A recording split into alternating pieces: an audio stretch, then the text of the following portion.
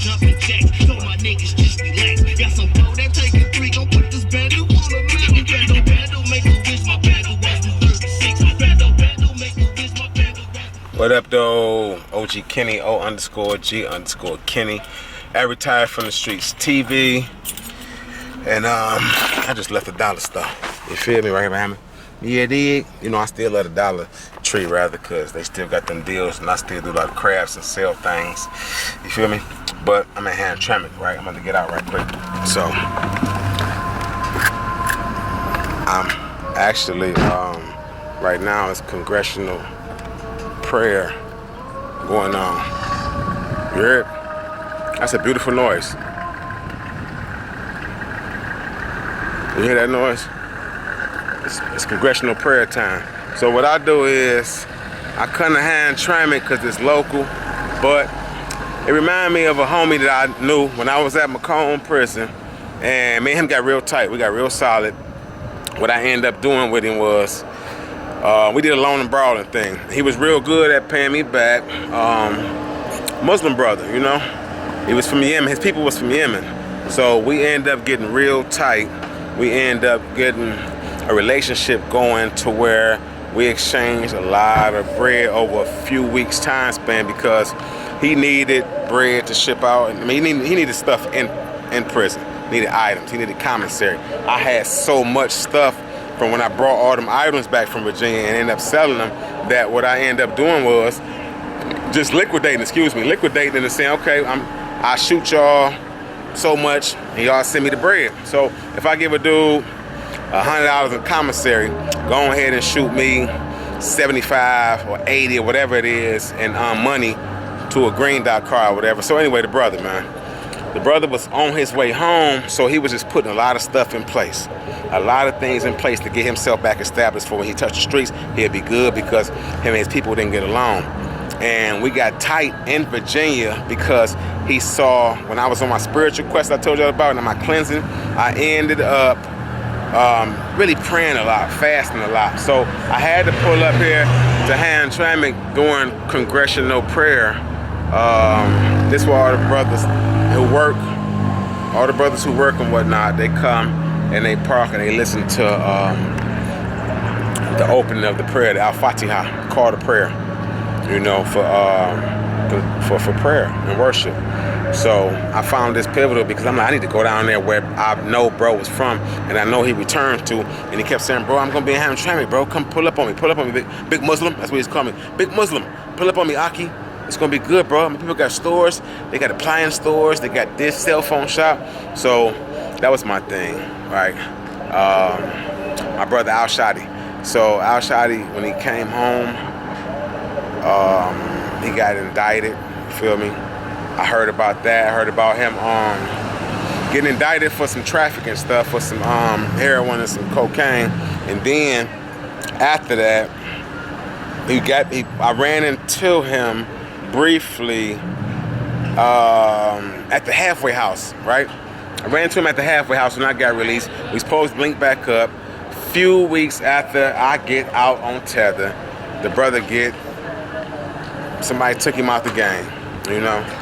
Somebody sprayed his car with a barrage of, I don't know what type of artillery, but that was, bro, man, listen. You talking about a hurting sensation, a dude I broke bread with, a dude I fasted with, a dude I respected because he taught me more about Sunni Islam, because I wasn't a Sunni Muslim. You understand what I'm saying? I just was an Atlantic Muslim. That was my introduction to Islam. So I didn't know a lot of the principles and the teachings of Islam, about the Hadith and a whole bunch of other things. So, yeah, that was a tough one, man. I ended up running into his brother, you know, because I knew the shop that they had, and no, it's not right here. It's on not Joseph Campo, but on what's that, Conant?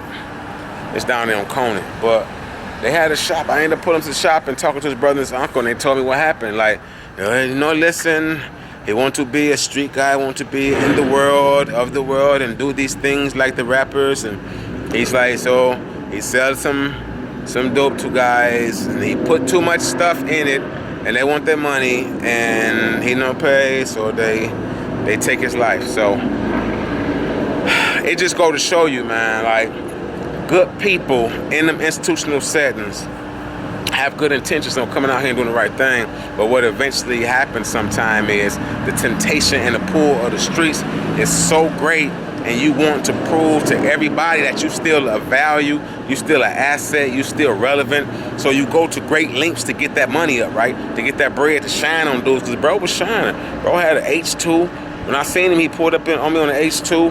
Then he had, what was that? The CTS caddy on the rims. And it was all his. You know, he had some more stuff, but you got to think coming coming straight home, right from the penitentiary, and doing that well, and then getting into a situation where you employing people and you're getting into the music and around these artists and whatnot. You got to safeguard your thoughts and your business plan and anything else that you say that you're gonna be about. If you're in them institutional settings and you talking about coming home doing the right thing, it's got to be a consistency in the plan of action. That plan of action, that relapse plan and whatnot, has to be solid and in place, and you gotta work it. You gotta constantly use that as a guidepost to doing better, you know, and to keeping on track. The reason the business plan exists is because it's your light tower for your business plan. Whenever you get off track, if things get to going crazy for you, you use that to refer back to it and to get back on track. And the same thing with a life plan. You gotta have a life plan. If you don't have a life plan, and you in the streets or in an institutional setting, and you trying to come home and transition back to the streets or get out the streets, you know what I mean? And we're coming home from prison and getting back to society, or getting out of the streets and into something legitimate. When you're out here, you gotta work a consistent plan. Part of your plan has to be faith-based. And that's why it was important for me to pull up here while the brothers were having prayer and whatnot and worship. And talk about this, because the brother was a good Muslim, and I think that if he would have kept his faith at the forefront and stayed on his deen, he'd have still been here.